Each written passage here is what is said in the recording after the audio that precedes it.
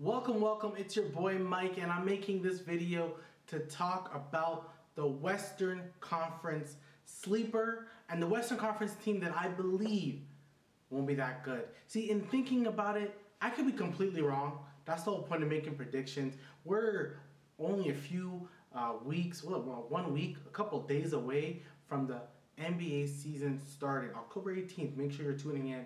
I'm going to make my NBA Finals prediction eventually, but a team that I believe that is a sleeper team may not be like a top 6 team, just a team I believe in, just because I'm afraid not to believe in them. And then there's a team that, quite frankly, in the Western Conference, I don't believe in. I will make Eastern Conference very soon, but I just got to give you guys my right now Western Conference. And the team that I don't want to sleep on, I don't think you guys should sleep on them. I think they're going to be a pretty good team. And with a new coach, with some added guys on the roster, I actually believe a lot in this team. That team being the Sacramento Kings. I believe in the Sacramento Kings because I believe in Sabonis. If you guys watched my top 35, I believe Sabonis is the top 35 player in the league today. One of the most underrated centers that we have. Some people can disagree with the trading of Sabonis with the Indiana Pacers, and the Indiana Pacers getting a great young player in Tyrese Haliburton, but I liked it for the Sacramento Kings. You know, right now, because the Seattle Mariners in baseball have made it to the playoffs, they beat my Blue Jays, it was hard. I can't dive into that right now. But the Seattle Mariners making that's 20-year drought, and the team with the longest drought in sports, in the 4 major sports, is the Sacramento Kings. Do I think this year is going to be broken? Maybe not. They may not make the playoffs. But the reason why, I just think they're going to be better than people are predicting. And that's what I'm predicting. They're going to be better than people are predicting. I think a lot of the Western Conference is going to be cut and dry. The same teams are probably going to make it that made it last year. I don't see a lot of changes, except a few changes.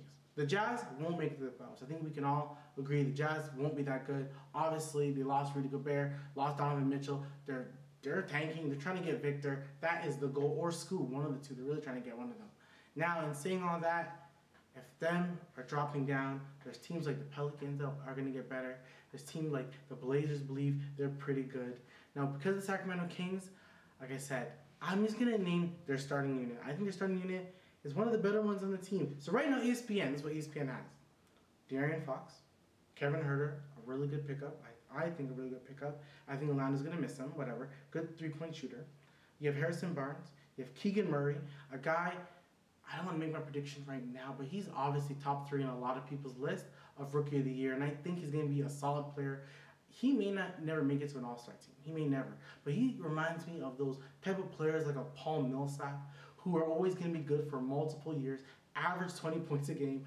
One day could average, 21, 22, 20, could average 16 points, but he's always going to be solid, always going to be good. And I think it's a pretty good number 3 to have on a team. And I think it's going to be a pretty good number 3 to have in the future as well. You have Harrison Barnes, who I honestly believe is a great mentor for everyone.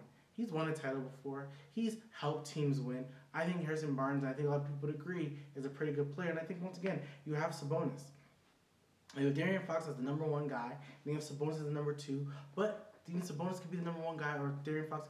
I think those 2 guys, and everyone kind of running the ship with them, is pretty good. And Mike Brown being the coach is only going to help. If you guys look at some stats, I was watching a podcast, or listening to a podcast, and they had said that Mike Brown has never not had a top 15 defense. Now, Sabonis has never really been known for his defense. De'Aaron Fox has never really been known. Harrison Barnes is a pretty good defender. Murray was good in college. We think he could be better in the pros. Let's see what happens there. Now, in saying all that, I think he can lead this team to a top 15 defense as well. Because of his coaching, mechanisms, I believe what he believes in on a day-to-day, what he does, or what he's done in the past, even with the Cavs, who weren't great defensively when he had them. He led them pretty well. Of course, being the second guy to Steve Kerr with the Warriors, we saw great things with their defense. I can see the same thing happening again. He's going to take some of the principles he learned from the Warriors, some of the things that he's done in the past, and he's going to help this team. I honestly believe in this team. Not only do they have that, I like the thought of Davion Mitchell coming off the bench, one of the better defenders in the league, kind of that Avery Bradley, like back in the day. Malik Monk, a guy who can give you 20. You know what? People aren't talking about Malik Monk enough for Sixth Man of the Year. If the Kings are good, I can see him being spoken about. You tell me what you think.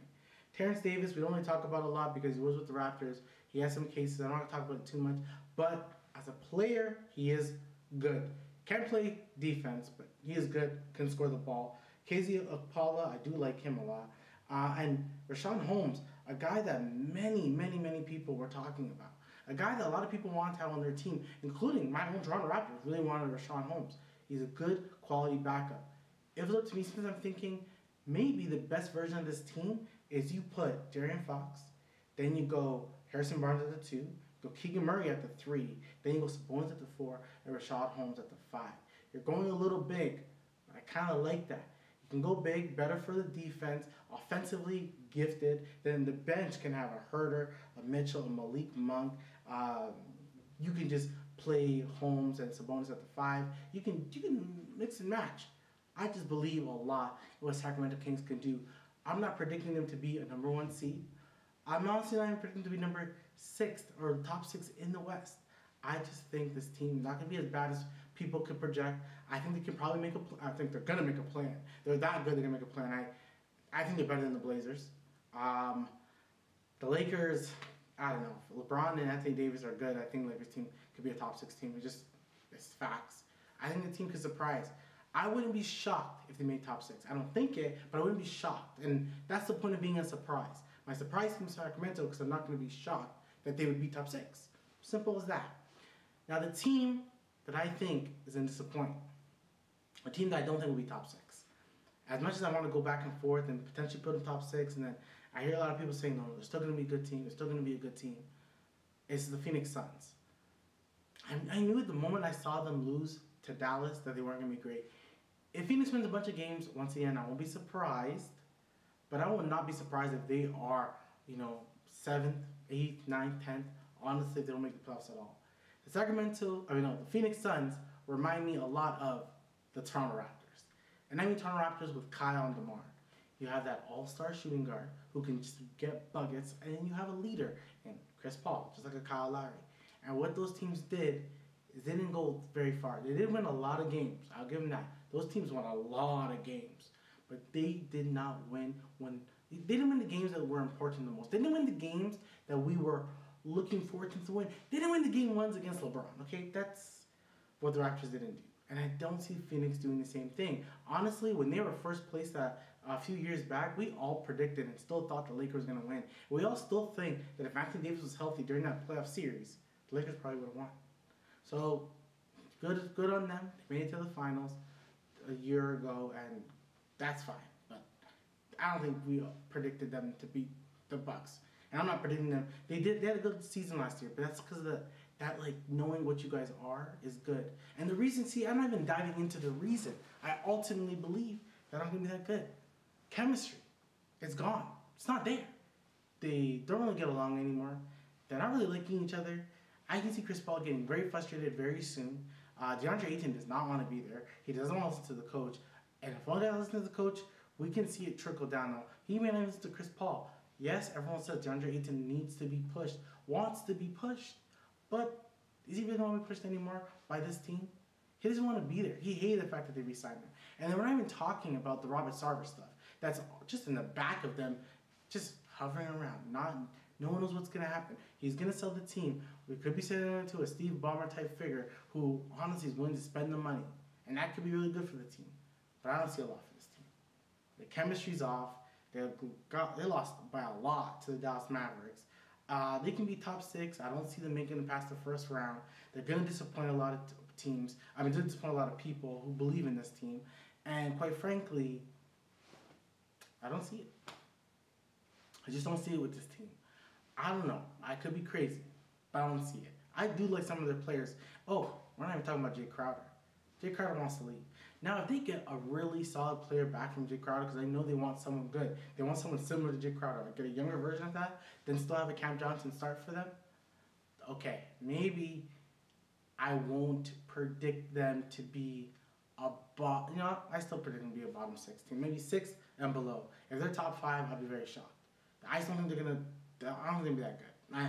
And this is just bold. This is my bold prediction. I could be wrong on both ends. I could be wrong about Sacramento. I could be wrong about Phoenix. And I'm not really stretching that far, honestly speaking. I'm really not.